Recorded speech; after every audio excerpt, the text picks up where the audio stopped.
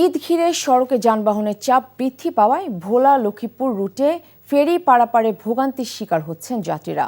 পরিবহনের চাপে পরিস্থিতি সামাল দিতে হিমশিম খাচ্ছেন ফেরি স্টাফরা। অভিযোগ আছে ঘাটে আইনশৃঙ্খলা বাহিনীর কোনো সদস্য না থাকায় ঘটছে হাতাহাতির ঘটনাও। ভোলা থেকে আফজাল হোসেনের রিপোর্ট। ভোলা লক্ষ্মীপুর ফেরিঘাটে যানবাহনের দীর্ঘ চাপ, পারাপারের অপেক্ষায় শতাধিক বাস, মিনিবাস, ট্রাক। খুলনা, বরিশাল সহ ২১ জেলার সাথে সড়ক পথে যোগাযোগের অন্যতম মাধ্যম এই ফেরিঘাট হওয়ায় ঈদ এলেই চাপ বেড়ে যায় কয়েক গুণ। এতে চরম দুর্ভোগ পোহাতে হচ্ছে যাত্রীদের। 50 টাকার ভাড়া তারা 200 টাকা চাচ্ছে, 100 টাকার ভাড়া তারা 400 টাকা চাচ্ছে।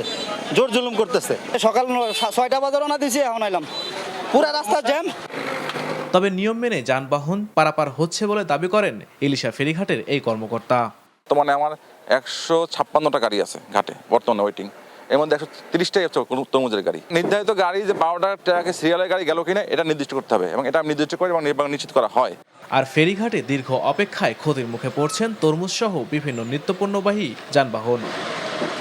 আমাকে কাঁচামাল আমরা 2-3 দিন বই রয়েছি, আমরা ফেরি পাই না। কালকে ফেরি পাইছি রাইতে, এখন পর্যন্ত ফেরি তোরতাই নেই। ছোট গাড়ি এখন আইবো, এখন ফেরি তোটে। আমরা 2-3 দিন বই রাখি, আমরা কোনো সিরিয়াল নাই। সিরিয়াল মেনটেন করতে ওরা মনে করেন ফেরিতে উঠলে গাড়ি প্রতি 200 টাকা নেয়। ফেরি ভাড়া আমরা যে স্লিপ দিছে, স্লিপে লেখা আছে হলো আপনার 2000 টাকা, নিচে হলো 2100 টাকা, ওখানে আরো 400 টাকা খরচ হয়েছে বাড়তি।